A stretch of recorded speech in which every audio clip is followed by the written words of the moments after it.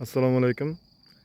Bir kontur bir mahsulot tamoyili asosida ushbu loyiha Milliy bank hamkorligida Jizzax viloyati Zomin tumani Shirin mahallasi hududidagi 386-konturda amalga oshirilmoqda. Yer maydonining umumiy hajmi 15 gektardan iborat. Yer maydonining uzunligi o'rtacha 2800 metrni, eni esa o'rtacha 500 metrni tashkil qiladi. Ushbu loyihaga jami 15 nafar dehqon xo'jalik biriktirilgan. Ya'ni har bir dehqon xo'jaligi o'rtacha 1 gektardan yer maydoni to'g'ri keladi. Yer maydoniga piyoz ekinlari ekilgan. Ekilgan piyoz to'liq unib chiqqan.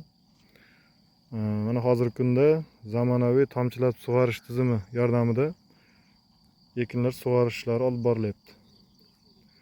Loyihani samarali amalga oshirish maqsadida lider tadbirkor sifatida ushbu loyihaga Shirin agro kooperativ ishlab chiqarish kooperativi biriktirilgan. Kelajakda har bir gektardan o'rtacha 40 tonnadan, jami 15 gektar yer maydonidan o'rtacha 600 tonna piyoz hosili olinishi rejalashtirilgan. Ikkinchi ekin sifatida yuqori daromadli ekin ekish ham rejalashtirilgan va shu orqali dehqon xo'jaliklarining yillik daromadini oshirish rejalashtirilgan.